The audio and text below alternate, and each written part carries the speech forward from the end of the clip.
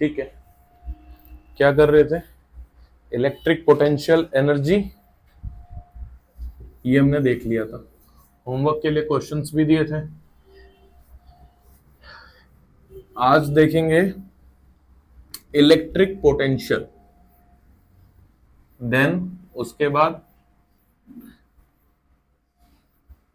Electric potential के बाद पिछला चैप्टर जो है उसमें और इसमें कहां पे कनेक्टिविटी शुरू है वो पॉइंट आएगा। तो सबसे पहले हेडिंग डालेंगे इलेक्ट्रिक पोटेंशियल, साथ साथ हमें ये भी देखना है कि कैसे हमें रिटेन करना है। ऑडियो वीडियो दोनों क्लियर है? ठीक है, तो है ही होता।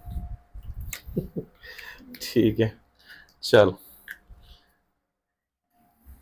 इलेक्ट्रिक पोटेंशियल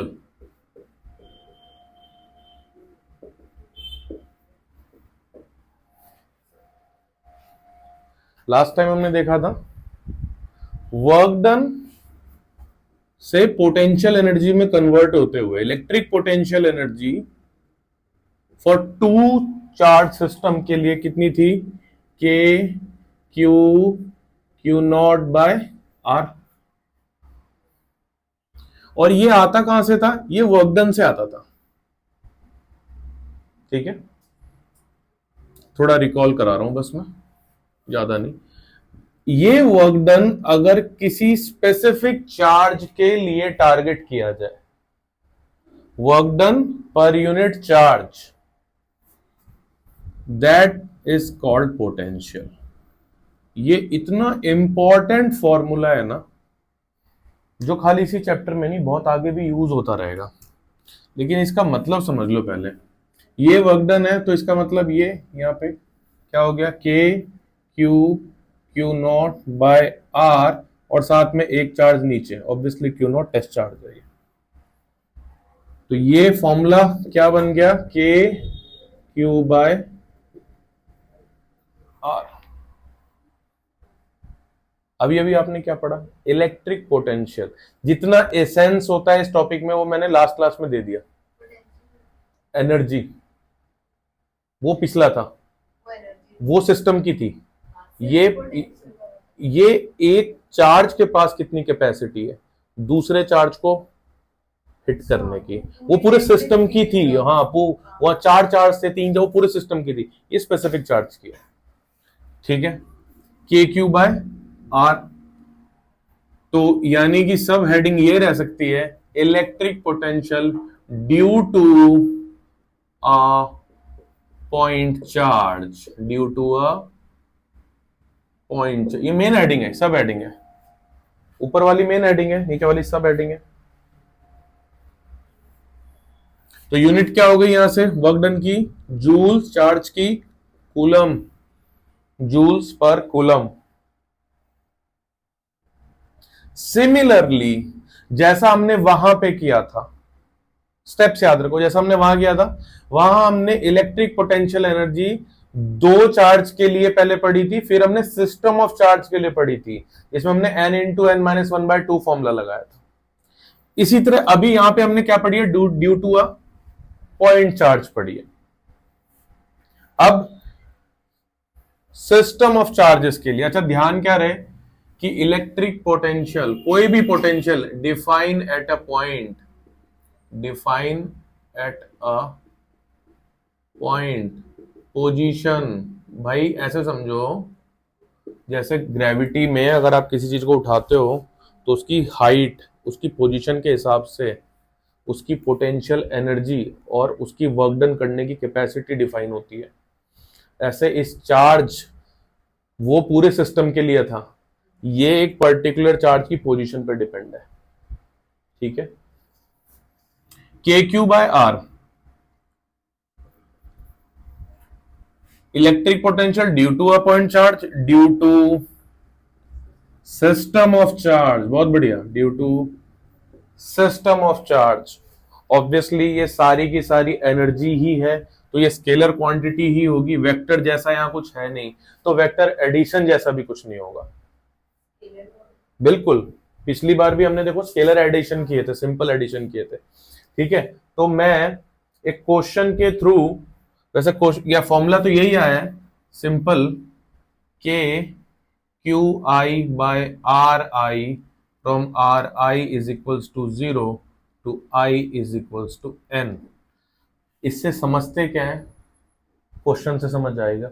वैसे ये बात समझ आ रही है कि अगर 4 या 5 चार्ज है, एग्जाम्पल देखो, ये हो गया, ऊपर ऊपर वाला कॉपी हो गया, ऊपर वाला इसको समझाता हूं मैं।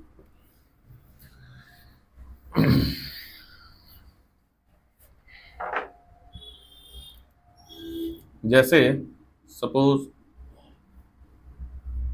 ये 1 2 3 ये चार्ज है, इस पॉइंट पर क्या पूछा है, पोटेंशियल बताओ बाकी 3 की वजह से। क्या पोटेंशियल एनर्जी में ऐसा कोई क्वेश्चन बनता था? वहां पे तो पूरे सिस्टम की पूछते थे एक बार में, वहां कोई कोई पोजीशन थोड़ी डिफाइन करते थे कि यहां बताओ। याद करो, सबसे पहला क्वेश्चन 4 चार्ज दिए थे, मैंने कहा था इस सिस्टम की वजह से एनर्जी बताओ। यहां ऐसा नहीं है, यहां पे मुझे इस पोजीशन पे बतानी है ना, तो मुझे ये डिस्टेंस मालूम होना चाहिए। तो पहले इन दोनों की पोटेंशियल एनर्जी निकाल ली, के क्यू और ये डिस्टेंस लेट्स से ए, तो ए ये आ गई, ये क्या आई, ये पोटेंशियल आई वी, वी आया, मैं इसको 1 बोल देता हूं, V1। फिर इन दोनों का निकाल लें, के क्यू और ये लेट्स से कितना आ गया, मान लेते हैं ये स्क्वायर नहीं है, कोई भी साइड होगी, एक्स मान लेते हैं, कोई साइड एक्स मान लेते हैं, तो के क्यू बाय एक्स, ये क्या है 2 है, तो पोटेंशियल नंबर 2। सिमिलरली ये, तो इसका ये 3 है, पोटेंशियल नंबर 3 के माइनस क्यू, और ये लेट्स से बी है, डिस्टेंस बी है, बी।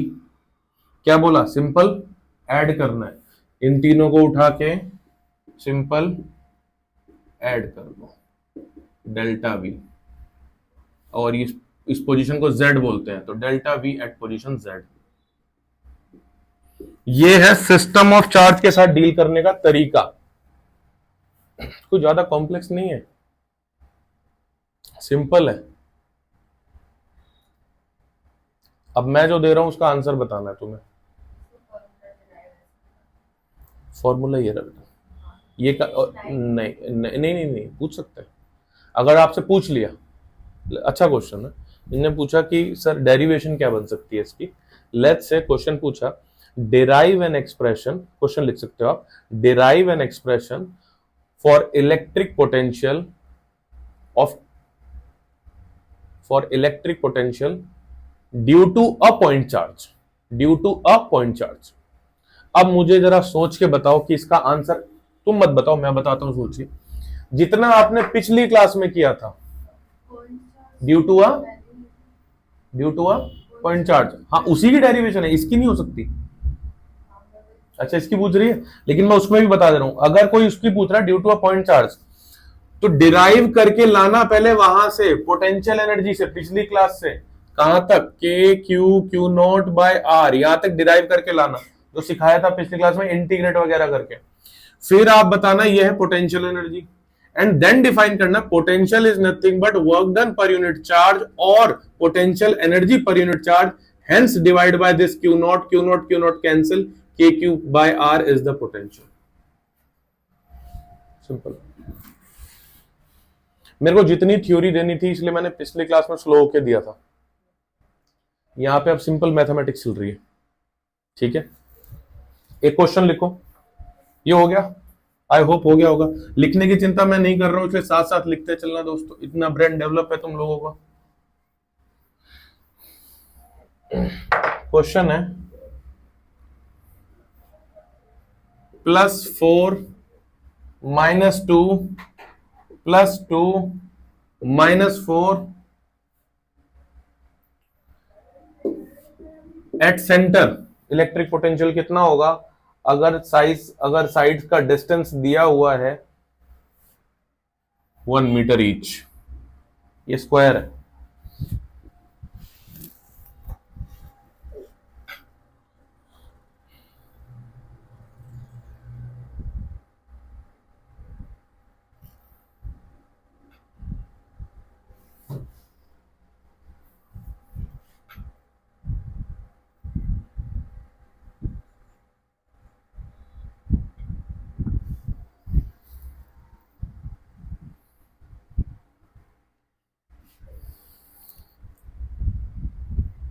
सबका समेशन होगा, के तो बाहर ही आ गया, सबका डिस्टेंस यहाँ से सेम होगा, वो भी बाहर ही आ गया, लेट्स से 1 है, ठीक है 1, तो यहाँ से जितना भी होगा डिस्टेंस वो रूट वगैरह लेके 1/√2, मैं लेट्स से x बोल दे रहा हूँ, ठीक है, इनका डिस्टेंस सबसे सेम है।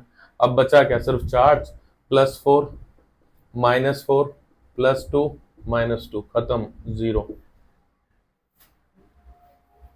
ठीक है, एमसीक्यू टाइप क्वेश्चंस होते हैं ऐसे। हाँ, जबकि सोचना सिर्फ इतना ही था। Make sense? हाँ, राइट, वेरी गुड।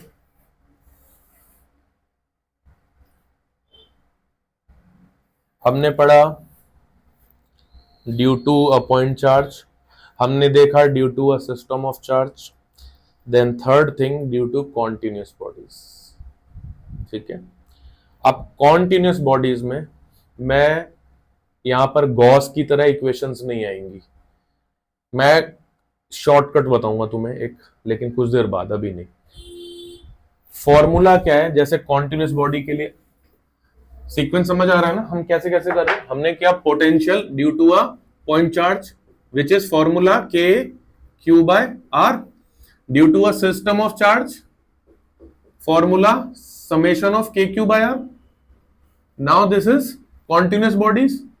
अब कॉन्टिन्यूस बॉडी कौन कौन सी होती है, वो जो सारी बिल्कुल जो दिख रही है, एक फिगर, जो फिजिकल फिगर हमें दिख रहा है, structure, ring, disc, rod, sheet, hollow sphere, solid sphere. तो क्या इन सब के साथ इतनी बड़ी राम कहानी जैसे गॉस में हमने याद किया था वो सब याद करना पड़ेगा क्या? नहीं, अगर थोड़ी सी मैथमेटिक्स कर लोगे तो नहीं, वरना तो करना पड़ेगा। ठीक है, फिलहाल के लिए क्या बता रहा हूं वो देखो।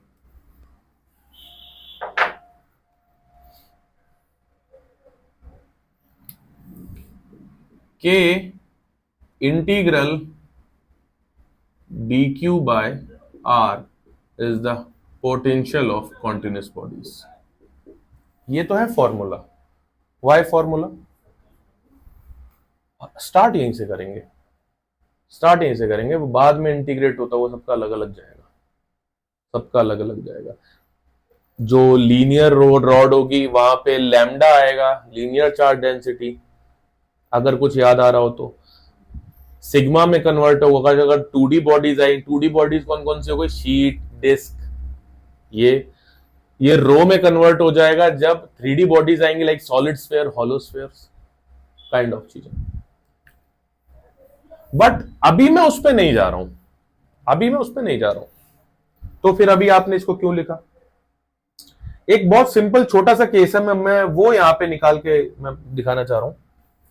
सपोज एक रिंग है, टेढ़ी क्यों बन गई, ये एक रिंग है, इस रिंग के ऊपर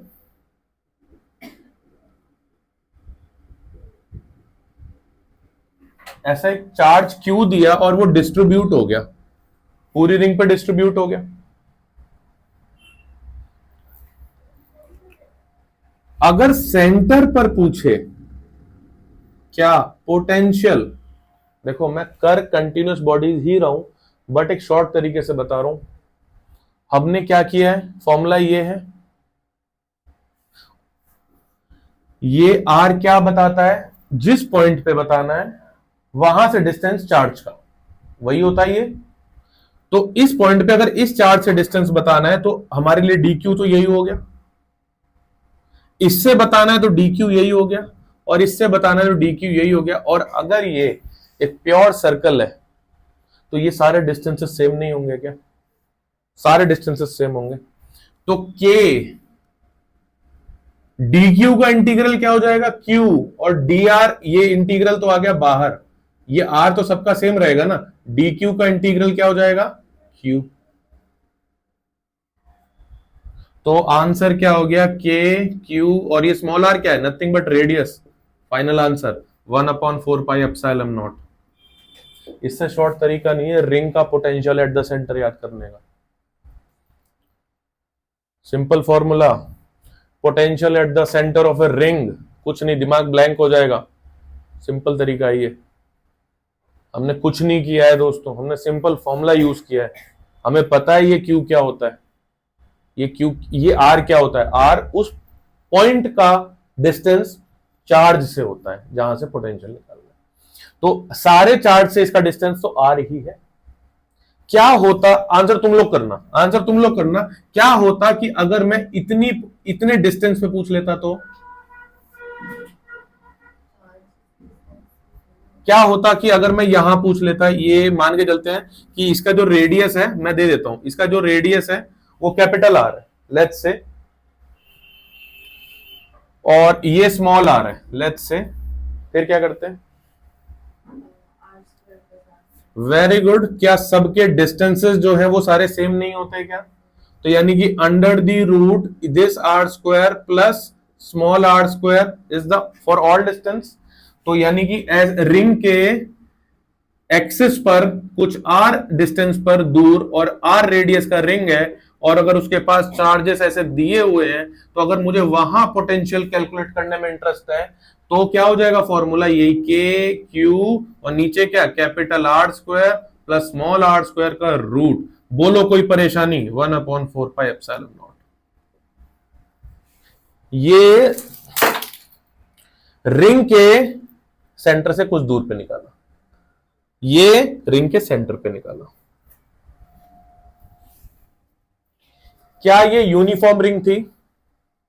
अगर मैंने कुछ नहीं बोला तो ये यूनिफॉर्म रिंग ही थी।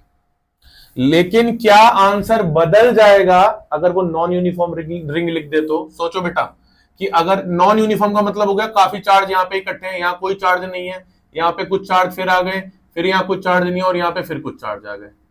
क्या नॉन यूनिफॉर्म रिंग के लिए आंसर बदल जाएगा? क्या तुम्हें लगता है बदलेगा? क्या अगर सेंटर पे पूछा तब भी इन सबके डिस्टेंस वही नहीं है?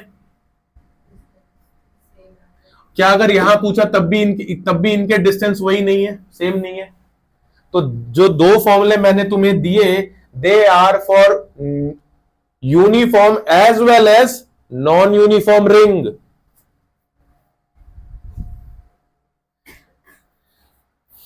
जितना काम बिना मेहनत के हो सकता है एटलीस्ट उतना तो कर लें। ये बिना मेहनत ही है, यहां पे कोई इंटीग्रेट नहीं किया है मैंने। लिखो यहां पे कुछ हेडिंग लिख दो, इसके नीचे नाम लिखो, electric potential at the centre of the ring, at the centre of the ring in both uniform and non uniform cases. इसके नीचे लिखना electric potential at the centre of the ring in both uniform and non uniform cases, और यहां पे लिखना electric potential at distance small R, at distance small r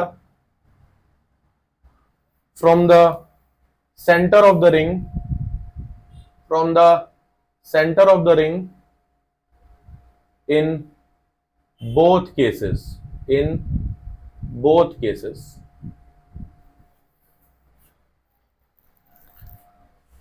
आपने continuous body का भी पोटेंशियल निकाला, बट सिर्फ रिंग के लिए किया। बाकी सब में सिचुएशन इतनी सटीक नहीं बैठती है। जिसमें बैठ जाए वहां पे ऐसे कर लो, अब तो तुम्हें मालूम है, लेकिन जिसमें नहीं बैठेगी उसमें क्या करेंगे सर? थोड़ा सा ठंडक रखो, बताते हैं। अच्छा एक बात बताओ, मैं अब तुम्हारे सामने जितना हम पढ़ चुके हैं उसका एक कंक्लूजन बना रहा हूं, अभी का ही नहीं, चैप्टर 1 से भी लाऊंगा कुछ कंक्लूजन। कूलम्स लॉ का फॉर्मूला बोलो बच्चों। देखो ये प्रैक्टिस करनी बहुत जरूरी है, ये बीच बीच में जो फ्लो चार्ट की प्रैक्टिस करा रहा हूं, ये रिटेंशन, मेमोरी रिटेंशन का गेम है सारा सारा। कूलम्स लॉ का formula K Q1 Q2 by are square, electric field due to a point charge K Q by are square because E is F by Q। Potential energy का formula K Q not by R, potential का formula K Q by R. देखो कितनी रिसेंबलेंस है, गलत कर दोगे? बहुत सारे फॉर्मूले पॉसिबिलिटी गलत कर दोगे, इसलिए याद रखने का तरीका बता रहा हूं। ये तुम्हें कभी गलत नहीं करोगे, ये तुम्हें हमेशा याद रहेगा।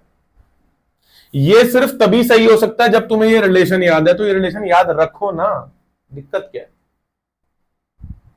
ये कभी गलत नहीं होगा अगर तुम्हें पता है potential energy nothing but work done, और वर्क डन क्या होता है, फोर्स इंटू डिस्प्लेसमेंट, और फोर्स क्या है, के Q Q not by are square, work done force into displacement, displacement क्या, r r r cancel, answer. ये कभी गलत नहीं हो सकता अगर तुम्हें पता है work done per unit charge होता है। ये जो है वो इनसे ज्यादा इंपॉर्टेंट है याद रखने,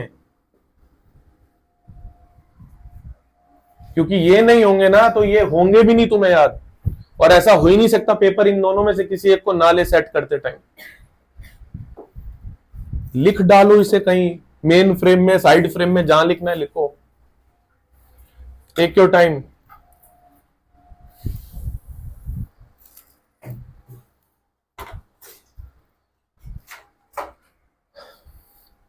कहीं स्क्वायर क्लाउड साइड में बना के डाल दो।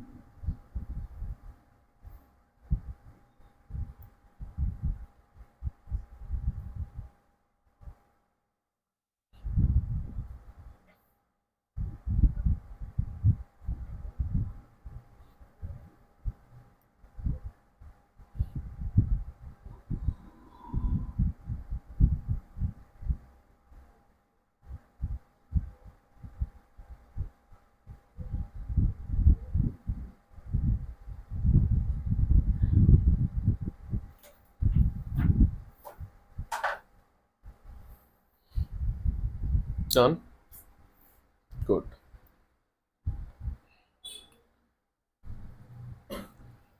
एक प्रॉब्लम लिखेंगे,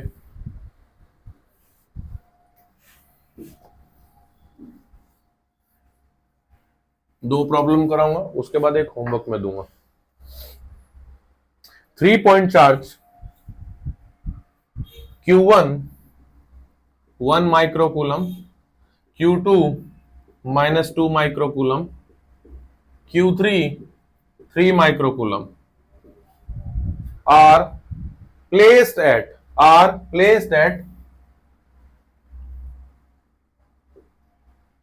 1,0,0, ये कोऑर्डिनेट्स दिए हुए हैं, 0,20, 0,03, 0,03 रिस्पेक्टिवली। ऑब्वियसली ये तीनों डिस्टेंसेस किसी एक ओरिजिन से बताए गए होंगे। Find the potential at that origin, find the potential at that origin. Green pen हम यूज करेंगे कुछ खास बातों के लिए। हमेशा क्वेश्चन का फिगर इमेजिन करने की कोशिश करो, चाहे बना के दिया हो तब तो बात ही नहीं है, नहीं बना के दिया हो इमेजिन जरूर करो, आसान होता है काम थोड़ा सा।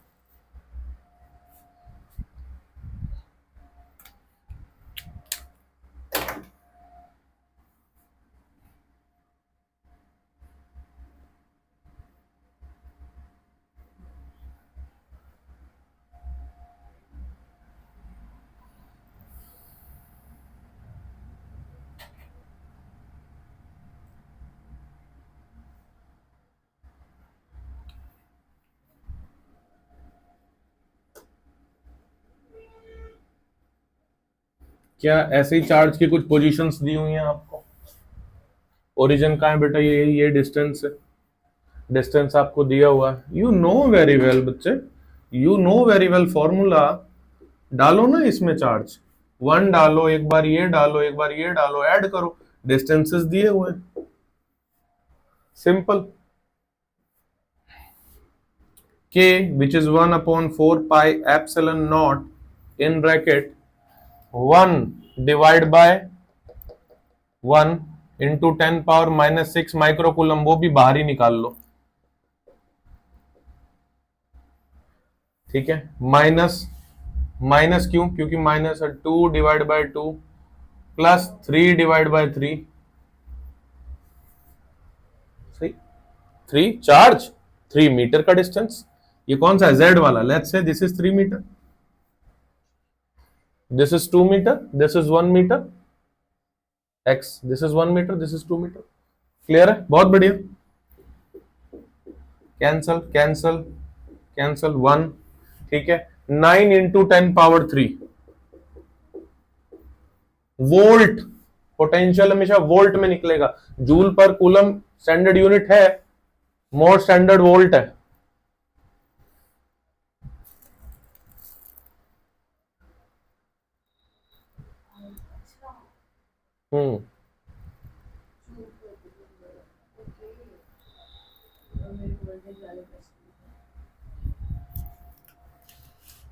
Again next problem, statement. Figure बना दूंगा तो काम खत्म हो जाएगा। Statement, a charge Q equals 10 microcoulomb is distributed over the circumference of a ring, of radius 3 meter, placed on xy plane,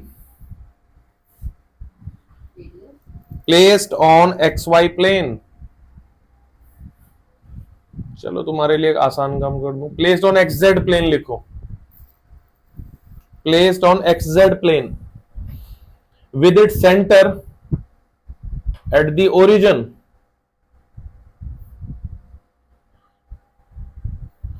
find electric potential at 0,4,0 metre. Find electric potential 0,4,0 metre.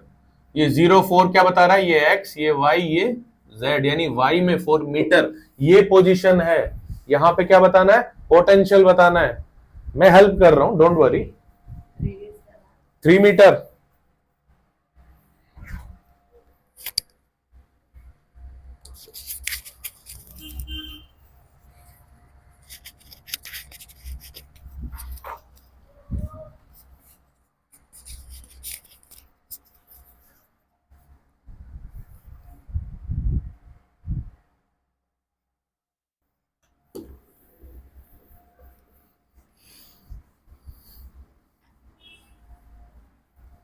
Potential is defined for a point only. कभी भी potential पूछे तो position पूछो, कहां बताना है। कभी भी इलेक्ट्रिक पोटेंशियल एनर्जी पूछे तो सिस्टम की जानकारी होनी चाहिए। This is X, this is X, this is Z, this is xz plane, there is a ring. Centre at origin, बिल्कुल सही बात है। तो सेंटर यहां पर, ये z, ये y। 3 metre radius, 3 metre radius 4 पे निकालना है। 3, 4, you know the answer, you know the answer। ये डिस्टेंस कितना आ रहा है बेटा? √3 स्क्वायर प्लस 4 स्क्वायर, 16, 9, 25, 5 मीटर। के क्यू बाय 5, क्यू की वैल्यू दी है क्या क्वेश्चन में? 10 microcoulomb. 10 into 10 power minus 6, combinedly 10 power minus 5, 9 into 10 power 9। जो भी आ रहा है उतने वोल्ट। आंसर। प्रॉब्लम क्या? हाँ 5 है ऊपर। 10 power minus 6 into 10 which is minus 5। कहाँ पे? हाँ तो सॉल्व कर लो, अभी मैंने आंसर नहीं लिखा, अभी मैंने सॉल्व नहीं किया बेटा।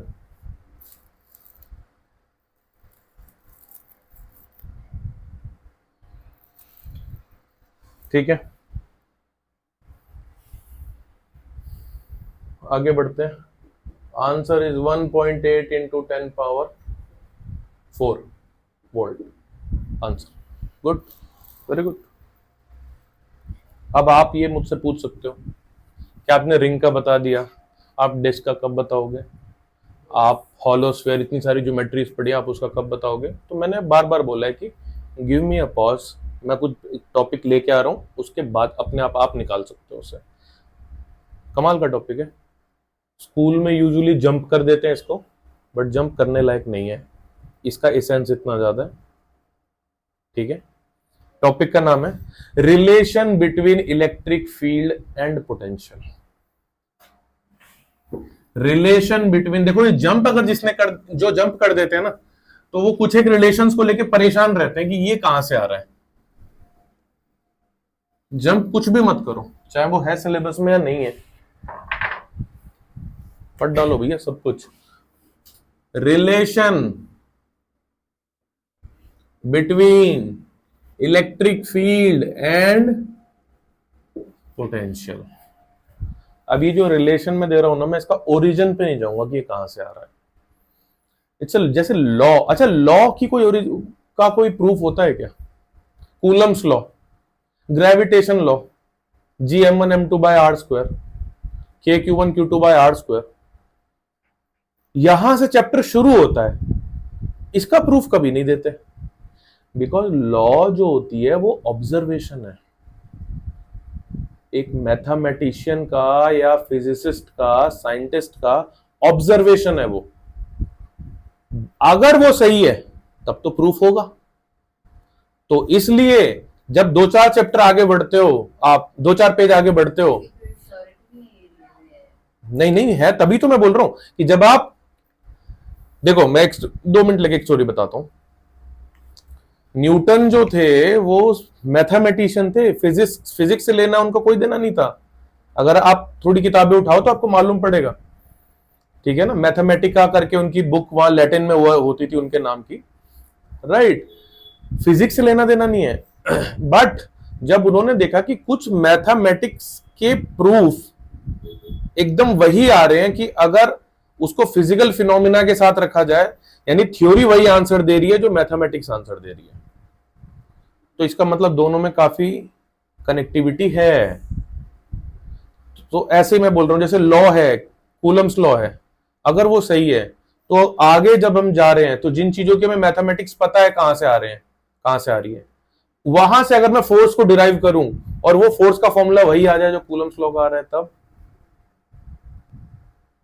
फोर्स का वही फॉर्मूला निकल के आ जाए जो कूलम्स ने दिया था, तब तो एक तरीके से आप ये कह सकते हो ना कि कूलम्स यहां डिराइव हो गया, जबकि कूलम्स ने कभी भी डिराइव नहीं किया था, वो लॉ ऑब्जर्वेशन है। ये मैं कहां करने वाला हूं, मैं आपको बताता हूं कहां करने वाला हूं मैं, अभी तो नहीं, ये तो यहां जो चल रहा है चल ही रहा है। मैं एक वीडियो बनाऊंगा 2 से 3 घंटे की, जिसमें पूरी फिजिक्स में, आप ज्वाइन करना है तो कर सकते हो, वरना मैं खुद ही रिकॉर्ड करूंगा उसे।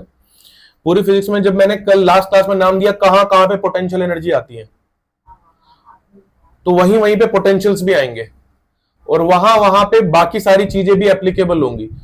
ऐसी सारी चीजों को एक साथ अगर एक बोर्ड पे लिख दिया जाए तो आपकी बहुत बड़ी कंफ्यूजन खत्म हो सकती है, ऐसा मेरा मानना है। क्योंकि मैं जब स्टूडेंट एज में रहा हूं तो मैंने उन चीजों की प्रॉब्लम्स को फेस किया कि ठीक है, इलेक्ट्रिक पोटेंशियल समझ आ गया, नाम तो ग्रेविटेशन पोटेंशियल भी था, क्या दोनों में सिमिलरिटी है क्या? बहुत हद तक है, लेकिन उस हिसाब से पढ़ा नहीं ना, तो करेंगे जब भी करेंगे। बट फिलहाल क्या लॉ, क्या रिलेशन है वो जानो। E इक्वल्स माइनस dV/dr,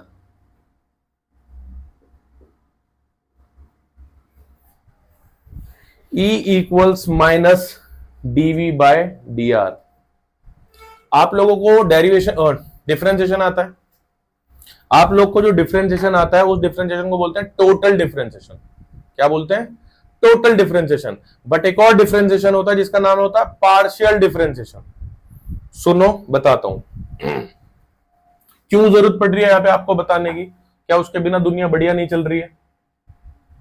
कुछ नहीं पता, पूछ लेंगे तो दुनिया खराब हो जाएगी, स्कूल वाले परेशान करने लग जाए तो। बेटा जब भी ना, ये इतना पता है कि ये इस पे डिपेंड होना चाहिए तभी इसका डिफरेंशिएशन पॉसिबल है। dy बाय dx तभी पॉसिबल है जब y as a function of x है। इंटीग्रल ऑफ y dx तभी पॉसिबल है जब y as a function of x है, वरना नहीं हो सकते। ये यहां पे जो लिमिट्स है वो हमेशा x के टर्म्स में ही होनी चाहिए। ये मैं इसलिए बार बार रिपीट कर रहा हूं ताकि दिमाग में जाए ये बात। अब समझो, जरूरी है क्या ये कोई ह्यूमन थोड़ी है कि अगर वो रन कर रहा है तो एक ही डायरेक्शन में, ह्यूमन भी इवन एक डायरेक्शन में रन नहीं करते। ये तो फील्ड है, फील्ड तो जरूरी है एक ही डायरेक्शन में जाएगी। ये तो दो में भी जा सकती है, ये तो प्लेन में भी जा सकती है, ये तो 360 डिग्री भी जा सकती है। तो अगर कोई क्वांटिटी एक एंटिटी पर डिपेंड ना हो, एक से ज्यादा पर डिपेंड करे, जैसे इलेक्ट्रिक फील्ड अगर मैं यहां पे लिख दूं 2x i कैप, आप बोल सकते हो कि electric fields are only dependent on x axis, but what if अगर मैं लिख दूं 2y j कैप, तो आपको साफ दिख रहा है कि वो y पे भी डिपेंड कर रही है। क्या नहीं कर सकती? कर सकती है। और अगर मैं z लिख दूं तो ऑब्वियसली वो z पे भी कर रही है। तो जब एक एंटिटी इलेक्ट्रिक फील्ड अगर वो फंक्शन हो more than one variable, more than one variable, slow down होकर समझना इसको, तब पार्शियल डेरिवेटिव फॉलो होता है। और अगर सिंपल सिर्फ एक वेरिएबल के टर्म्स में जाएगी तो टोटल डेरिवेटिव फॉलो होता है। आप कैसे लिखोगे इसे, कहां लिखोगे मैं नहीं जानता, आप इसको लिखते जाना, ठीक है ना। मैं सब कुछ दूंगा यहां पे, क्या लिखना है कैसे लिखना है वो तुम्हें देखना है। You are well enough grown कि कैसे क्या करना है। तो इसका मतलब सर, ठीक है, बात समझ आ गई कि अगर कोई भी quantity more than one variable होगी तो हमें पार्शियल डेरिवेटिव के थ्रू जाना होता है। और अगर कोई भी क्वांटिटी, मैं यहां पे सिर्फ इलेक्ट्रिक फील्ड ले रहा हूं, आप कह सकते हो कोई भी क्वांटिटी, अगर वो सिर्फ फंक्शन हो ओनली वन वेरिएबल का, देन यूज टोटल डेरिवेटिव, जिसको आप जानते हो। सर ठीक है, बात समझ आ गई, आपने आप बता दिया। इन दोनों का डिफरेंस क्या है, इनको करते कैसे है? टोटल डेरिवेटिव हमें आता है करना, पार्शियल डेरिवेटिव हमें नहीं आता। हमें बताओ करते कैसे। लेट्स सी, मैं एक एग्जांपल ले रहा हूं 2x प्लस t, ये कोई फंक्शन है मैथमेटिकल, मैं इंटरेस्टेड हूं इसका डिफरेंशिएशन करने में दोनों तरीके से, पार्शियली भी टोटली भी, ठीक है। लाइट, ठीक है। अगर मैं dy बाय dx करूं तो आप जानते हो 2x का 2 हो जाएगा। और अगर मैं बोल रहा हूं, मैं अब ये बोल रहा हूं कि ये t टाइम है, तो यू कैन से कि टाइम कांस्टेंट थोड़ी है, वो तो वेरिएबल है, तो उसका भी डिफरेंशिएशन होगा dt बाय dx। कोई आपत्ति, कोई परेशानी? बोल सकते हो कोई परेशानी हो तो। कितनी भी सिली मिस्टेक हो या क्वेरी हो, उसको लिखा जरूर करो। मैं आपको हमेशा बोल रहा हूं, इट्स माय रिक्वेस्ट कि कितनी भी सिली आपकी क्वेरी हो उसको हमेशा लिखा करो। वो मेरी नजर में सिली हो सकती है, आपकी नजर में वो जेन्युइन प्रॉब्लम है, और वो एक बड़ी जेन्युइन प्रॉब्लम को जन्म दे देगी कुछ दिन बाद। और मुझसे क्लास के एंड में उसको डिस्कस किया करो, सब्जेक्ट बहुत स्मूथ हो जाएगा, ठीक है, कितनी भी सिली हो। अब मैं बोल रहा हूं, अब मैं करने जा रहा हूं इसका पार्शियल डेरिवेटिव। बेटा ऊपर दिख रहा है इतना फ्रेम, उसमें दिख रहा है यहां तक, ठीक है। पार्शियल डेरिवेटिव में सिंबल यूज ये नहीं होगा, सिंबल यूज ये होगा, ठीक है।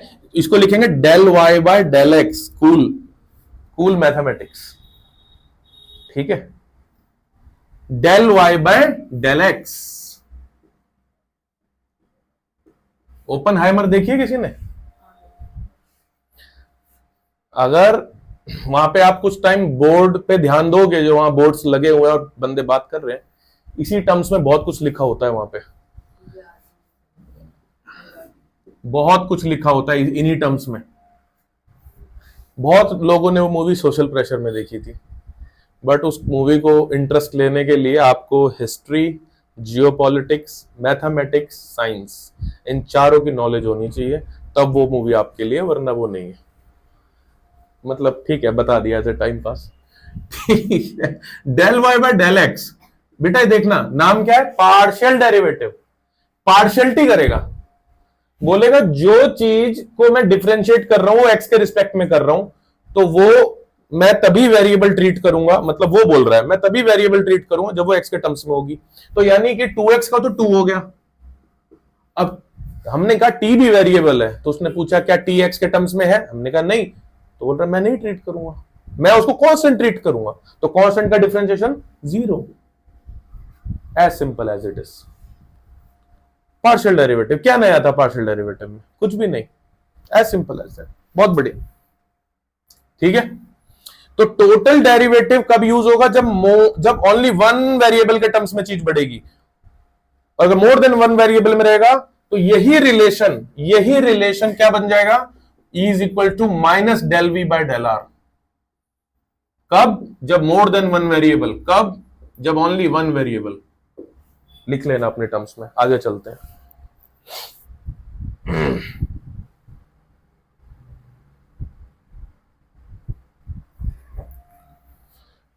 मैं इसे रब कर रहा हूं। अब मुझे इतना बताओ कि एकदम जेन्युइन आंसर करना कि क्या आपको आइडिया है कि डिफरेंशिएशन की एप्लीकेशन को स्लोप बोलते हैं? मैं अब वो चीज समझा रहा हूं। पहले ये पार्ट मैं यूजुअली टूल्स में पढ़ाता हूं, मेरी प्लेलिस्ट में पढ़ा हुआ है टूल सेक्शन, अभी पूरा अपलोड नहीं हुआ लेकिन आएगा धीरे। ये पार्ट वहां भी नहीं गया अभी, लेकिन आप समझ लो इस बात को, यही मैं रिपीट कर रहा हूं दोबारा। ये जो मैं पढ़ाने जा रहा हूं इसका नाम है application of differentiation and integration. ये नहीं समझ आया तो ये पोर्शन हो भी नहीं सकता। Application of differentiation and integration, जो भी लिखा है वो इंटीग्रेशन उल्टा सीधा, ठीक है।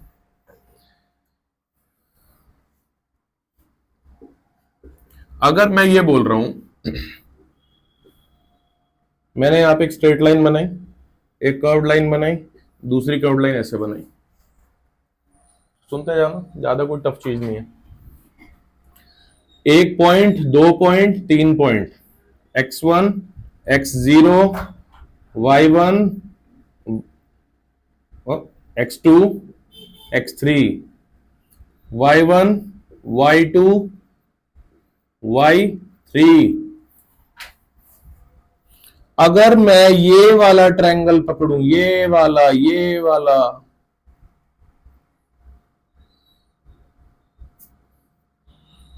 तो मैं ये बोल दूं कि राइट एंगल ट्रायंगल का में टेन थीटा क्या होता है भाई? Perpendicular over base. देखो पढ़ते पढ़ते कहां चले गए, पढ़ रहे थे इलेक्ट्रिक पोटेंशियल एंड समथिंग, अचानक कहां गए हैं? Application of derivative and integrals में। अगर मैथ्स है ना 12th में, तो ये पूरा का पूरा चैप्टर होता है वहां पे, application of derivative and application of integrals, ठीक है। लेकिन पढ़नी पड़ेगी। टेन थीटा क्या होता है? Perpendicular over base. परपेंडिकुलर क्या? ये बेटा ये यानी y1 माइनस 0, बेस क्या? x1 minus 0। Very good. अगर ये लाइन स्ट्रेट है, सुनते भी रहना मेरी बात, कॉपी मत करते रहना। परपेंडिकुलर क्या? बेस, ये डिस्टेंस, ठीक है। अगर ये लाइन स्ट्रेट है तो क्या ये एंगल और ये एंगल सेम होंगे? सेम होंगे। Tan theta. अब अगर आपको नहीं भरोसा तो आप ये राइट एंगल ट्रायंगल ले लो, इसमें क्या हो जाएगा? y2 minus y1 upon x2 minus x1। आप देखो ये रेशो सेम है। आप अगला राइट एंगल ट्रायंगल ले लो ना, आपका मन नहीं मान रहा ना, ले लो, y3 minus y2 upon x3 minus x2 लेते जाओ ऐसे तो। लेकिन ये बन क्या रहा है? क्या ये बन रहा है del y by del X? सावधानी हटी, दुर्घटना घटी। पेन के साथ साथ दिमाग यहां पे भी रहना चाहिए। Del Y by del X, del Y क्या? डेल मीन्स क्या? Change in Y by change in X. But ये जो चेंज है ये ये मुझे दिख रहा है कितना चेंज है, इतना चेंज है, इतना चेंज है, इतना चेंज है, ये बड़ा चेंज है, मुझे दिख रहा है। यही चेंज, ये चेंज क्या है? कंसिडरेबल है ना। ये चेंज अभी कितना है? कंसिडरेबल है, तुम्हें दिख रहा है ना, कंसिडरेबल चेंज है ना। अभी अगर यही चेंज नेग्लिजिबल हो जाए ना, बहुत छोटा चेंज हो जाए, इसी को बोल देंगे dy by dx।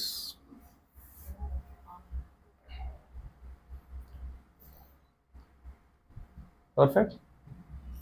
dy by dx, तो dy by dx is nothing but slope, angle, whatever you call this, whatever you call this, it means, can I say, let's check क्या, मैं छोटी सी नॉलेज जो आपको आती है मैं उसको डिस्कशन कर रहा हूं यहां पे, कि अगर मैं यहां बोल दूं कि ये वेलोसिटी है और ये टाइम है और ये ग्राफ जा रहा है, तो ये स्लोप ये क्या बता रहा है? तो you know dv by dt is called acceleration. भाई इतना तो आपको मालूम है। ये मैथमेटिकली है। ग्राफिकली क्या बोल सकता हूं मैं इसको? Slope of v t gives acceleration. It means अगर ये लाइन जो है ये किसी ज्यादा बड़े एक्सेलरेशन की लाइन है। Make sense? अगर इसी को मैं हटा के बेटा यहां s लगा दूं तो ds by dt is called velocity, ds by dt is called velocity. अगर स्लोप चेंज हो रहा है यानी एंगल चेंज हो रहा है तो ds बाय dt चेंज हो रहा है, मतलब वेलोसिटी चेंज हो रही है। यानी कि अगर ये स्लोप ये θ1 है तो ये है वेलोसिटी 1, ये θ2 है तो ये velocity 2, and velocity 2 is greater than velocity 1। Class 10th, Ohm's law, y is equals v is equals to I R. Slope को समझो, स्लोप को यहां समझना पड़ेगा तुम्हें।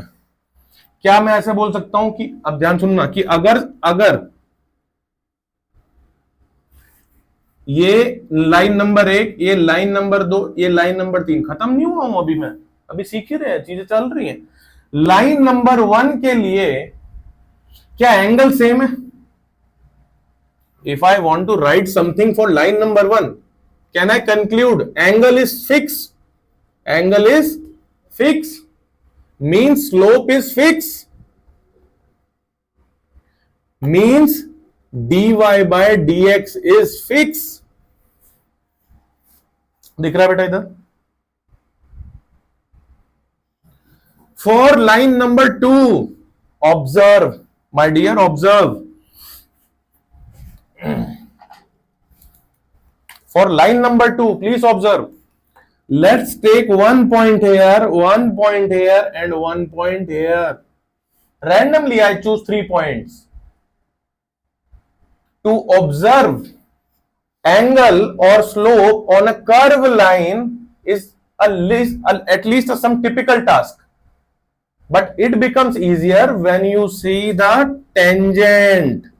Draw the tangents and see the angle of that tangent. Can you observe this angle increasing?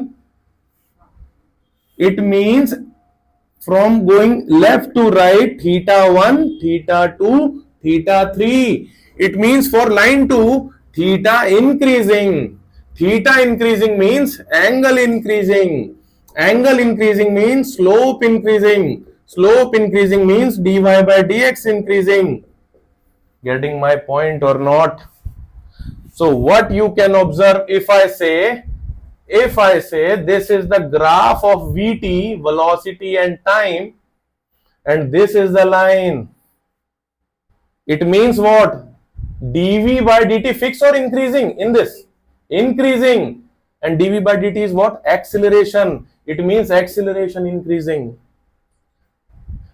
dv by dt fixed, it means uniform accelerated motion.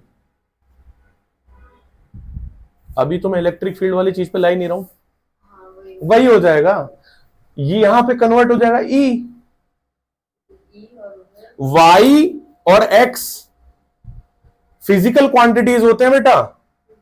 y कभी velocity है, कभी एक्सेलरेशन है, कभी इलेक्ट्रिक फील्ड है, कभी टेम्परेचर है, कभी pressure है। बात समझ आ रही है? टूल्स में 2 वीडियोस और आनी है, 2 आ चुकी हैं, टाइम निकाल के it's my request to you guys, उसको देख लेना प्लीज, है ना? कितनी देर का है और कोई बहुत जरूरी काम है उसके अकॉर्डिंग देख लेना, पॉज कर लेना, ऑप्शन होता है। For third 1 point, second point, third point, slope, angle, clearly theta 1, theta 2, theta 3, is it decreasing? For third, theta decreasing, it means theta decreasing means slope decreasing means theta decreasing, slope decreasing, angle decreasing means dy by dx decreasing। इसको बहुत अच्छे से लिख लो क्योंकि इसका use इतना ज्यादा होगा ना।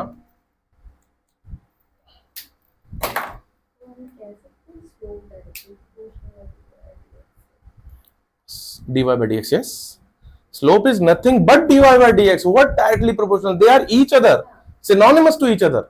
Graphically dy by dx is nothing but slope, mathematically that is dy by dx. Just like your home name is something else and school का नेम कुछ और, डिपेंडिंग ऑन क्या हो कहां पर। अगर वो क्वांटिटी ग्राफिकली रिप्रेजेंट हो रही है तो ठीक है, समझ आ जाएगा।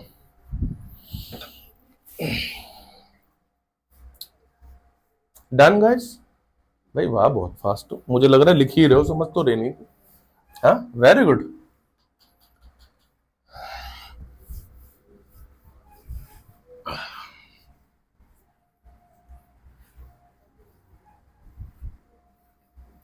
तो AOD finish, application of derivative. Now application of integrals, बहुत छोटा है, ये बहुत छोटा है। dy by dx is equals to z. Can I write dy is equals to z dx? This is differential form, this is integral form. And when I say this is integral form, it means area under this versus this. See this, z x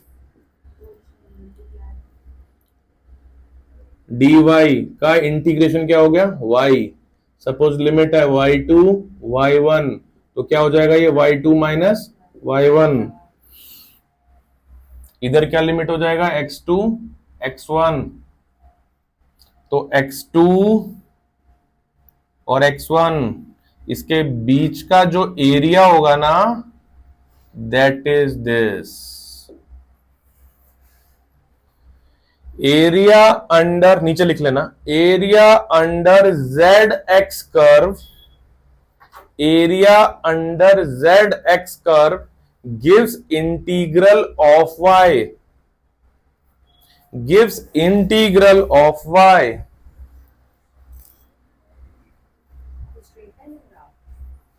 नहीं बेटा, थोड़ा मैंने ऐसे बना दिया, curve भी। अब मैं आता हूं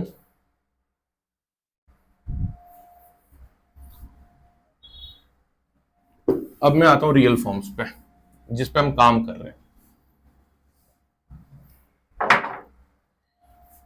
E equals to minus dv by dr and E equals to minus del v by del r. What are the conditions? In this, variable is 1. In this, variable is more than one, it means electric field work as y here, r is work as x here. dy by dx, dv by dr.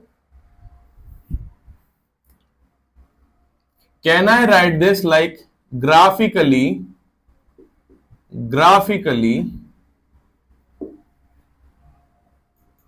electric field is the negative of slope of, come on बोलो, VR curve.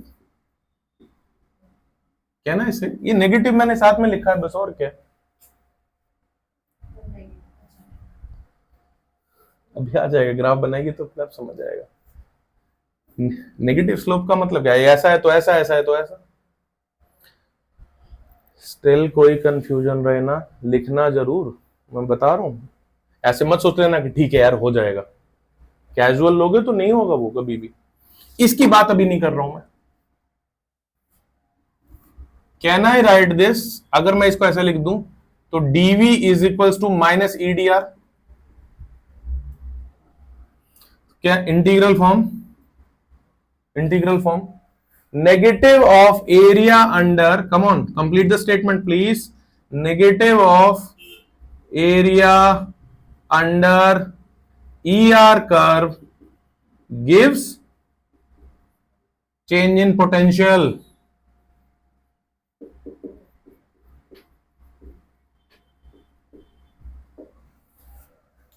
Change in potential.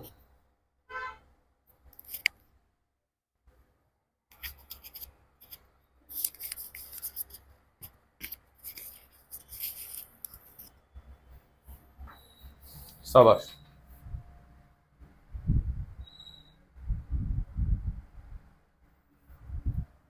ये लिख लिया पूरा. Questions मैं एक साथ ही लूंगा सबके, पहले कॉन्सेप्ट खत्म कर ले.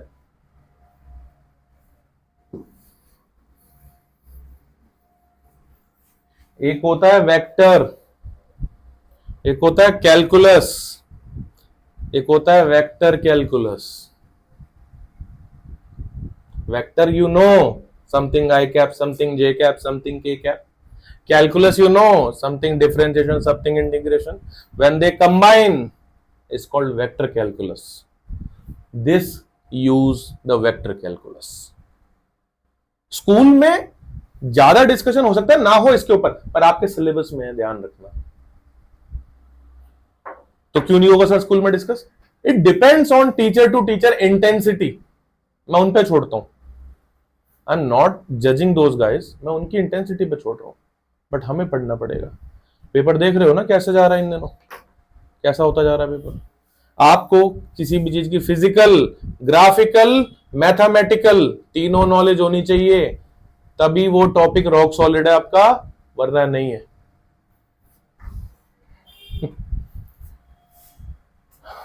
चलेंगे, देखेंगे. तो ये किस केस में था, जब इलेक्ट्रिक या कोई भी क्वांटिटी का वेरिएशन मोर देन 1 में. ठीक है.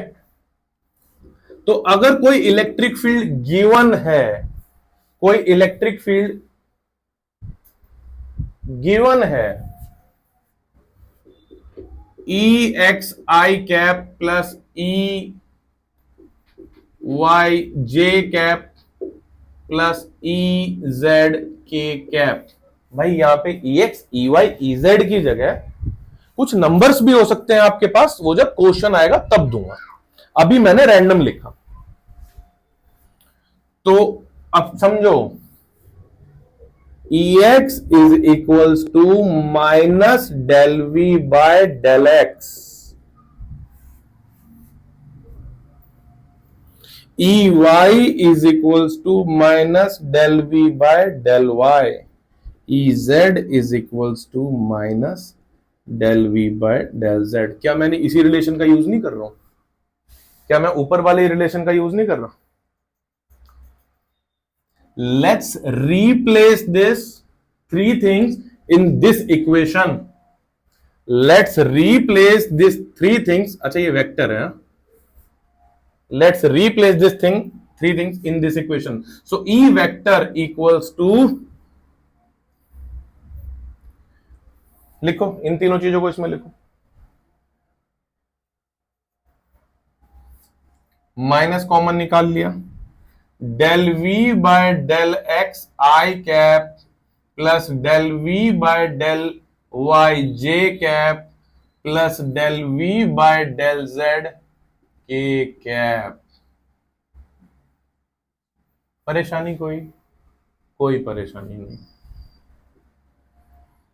अगर मैं अंदर से v कॉमन निकाल लूं, सर ऐसा कर सकते हैं क्या? देखो तो बचा क्या, del by del X I cap plus del by del Y J cap plus del by, तभी कर रहा हूं बेटा, पार्शियल डेरिवेटिव में हो सकता है, डेल बाय डेल जेड के कैप।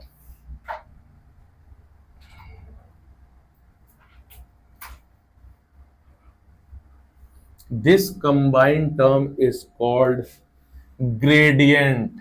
क्या बोलते हैं इसको? Gradient. This combined term is called gradient. और ग्रेडियंट तो क्या मैं लिख सकता हूं कि E vector is equals to negative of gradient v, negative of gradient v बोल सकता हूं। ग्रेडियंट को ग्रेड भी लिखते हैं, ग्रेड रिप्रेजेंट करने का सिंबल है, तो मैं इसको लिख सकता हूं नेगेटिव ऑफ ग्रेड v, और ग्रेडियंट का सिंबल होता है उल्टा ट्रायंगल, तो क्या मैं इसे लिख सकता हूं E vector is equals to negative of उल्टा ट्रायंगल टाइम्स v। पिछले से पिछले साल नीट में ये लिखा हुआ था ये स्टेटमेंट, और साथ में 2-3-4 मतलब 3-4 साल पहले की बात है। क्वेश्चन तो इस पे हर साल आता है, लेकिन ये स्टेटमेंट डायरेक्ट आ गई थी, and choose the appropriate one. क्या सिलेबस से बाहर था क्या? एनसीईआरटी से थोड़ी बाहर है। Electric field is the negative of gradient v। ये मैंने कब किया है? जब वो मोर देन वन वेरिएबल है, ये और ओनली वन वेरिएबल हम देख चुके हैं। बहुत बढ़िया दोस्तों, शानदार प्रदर्शन किया है आप लोगों ने अच्छे से समझ के। इसको समझना भी एक अपने आप में टास्क है। अप्रिशिएट करने का तो बहाना चाहिए खुद को, किया करो कि हमने आज इसको समझा, I appreciate my self. But इसके साथ जब इसके क्वेश्चन कर लेंगे तब ये 100% डाइजेस्ट होगा। अभी ये 70-80% डाइजेस्ट है। मैं जब ये समझाया मैंने, तो क्वेश्चन भी तो मैं ही कराऊंगा, या बाहर से बुलाऊंगा किसी को? मैं ही कराऊंगा ना, ऑब्वियसली।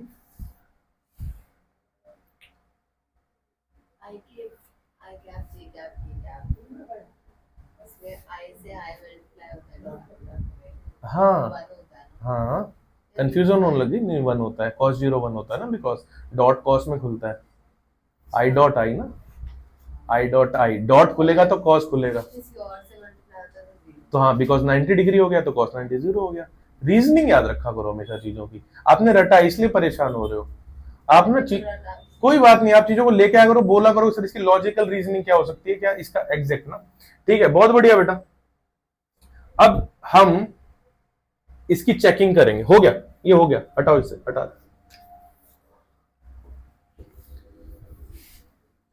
दोस्तों एक क्वेश्चन लूंगा और उस क्वेश्चन के थ्रू तुम्हें कुछ रियलाइज कराने की कोशिश करूंगा मैं।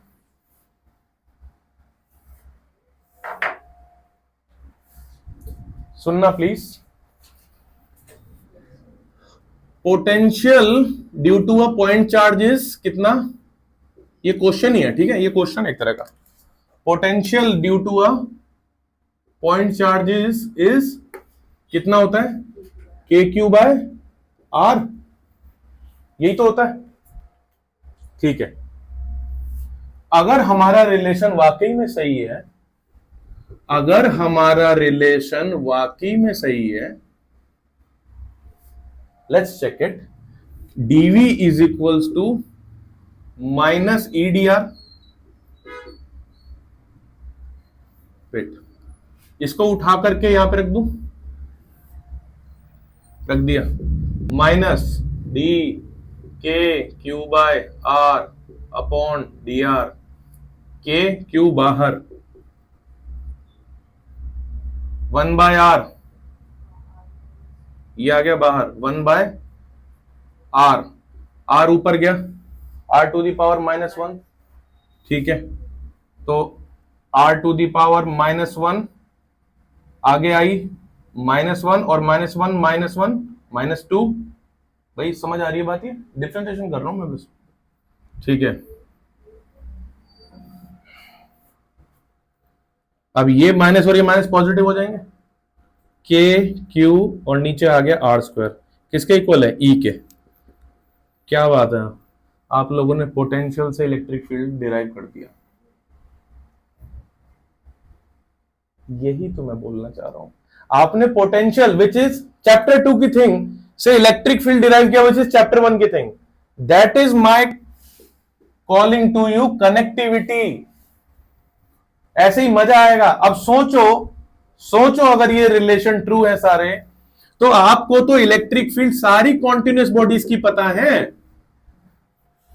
पॉइंट चार्ज, गॉस लॉ की जो जो एप्लीकेशन है सारी याद करो। Point charge, rod, thin sheet, thick sheet, hollow sphere, solid sphere, सबको उठा करके यहां पे रखो और dr को यहां भेज के इंटीग्रेट करो। क्या सबका पोटेंशियल नहीं निकल गया? मैंने क्या बोला था, एक शॉर्टकट है, बाद में बताऊंगा। वो आपको जो पता है वो इलेक्ट्रिक फील्ड पता है, वो यहां रखी जाएगी, यहां नहीं रखी जाएगी। यहां पोटेंशियल पता था। हाँ, यहां तो मैं उल्टा टेस्ट कर रहा था। होमवर्क, चेक इट रिवर्स, इसका यहां डाल के इंटीग्रेट करना और फिर देखना। चेक इट रिवर्स, बस यही खेलते रहो सर, है ना, और कुछ काम तो है नहीं हम पे, यही सब देते रहो आप, यही काम है आप लोगों पे बस। चेक इट रिवर्स, ठीक है। हाँ,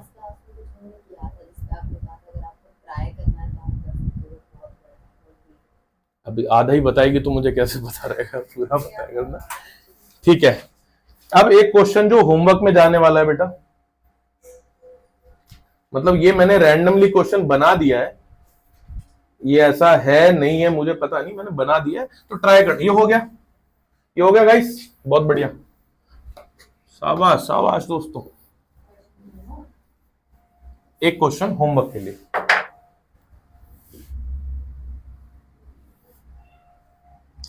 one two three four, Q1 2 coulomb, Q2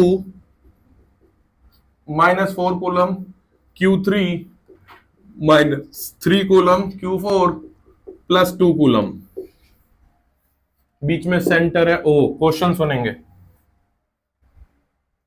सुनेंगे। फाइंड, पहला question, net force on position 1 charge. Sir ये तो हो जाएगा easy, I know. Electric field at O, potential energy of this system, potential at O। अगर आप नोटिस करो तो ये दो क्वेश्चन पिछले चैप्टर के हैं और ये दो क्वेश्चन इस चैप्टर के हैं। ये क्वेश्चन इसलिए डलवाया मैंने कि इससे एक बार में सब याद रहेगा। आपको मुझे याद दिलाना है, नेक्स्ट क्लास जो हम स्टार्ट करेंगे, आज जो हमने E = -dV/dr पढ़ा, उसके क्वेश्चन है। बेसिकली एक क्वेश्चन तो हमने आज देखा, 2-3 क्वेश्चन और देखेंगे जो बहुत जरूरी है, ठीक है। डेल्टा मतलब ये या ये कौन सा? तीसरे वाला। ये देखो, ये होते हैं दोनों बहुत नेग्लिजिबल चेंज के लिए, ये होता है कंसिडरेबल चेंज के लिए। मुझे दिख रहा है, जैसे मुझे दिख रहा है t = 1 सेकंड से t = 4 सेकंड के बीच में 3 सेकंड का गैप है, तो मैं ये यूज करूंगा। लेकिन t = 1 सेकंड पे कोई चीज चेंज हो जा रही है, ये ठीक है। हाँ, डेल्टा ही बोलेंगे बेटा इसको, है ना। ये सिंबल ऐसे देखो, एक तो ये होता है, एक और डेल्टा होता है, लो ना, 4 होते हैं। ये इसे सिग्मा ये तो पता ही होगा ऑब्वियसली। Just second.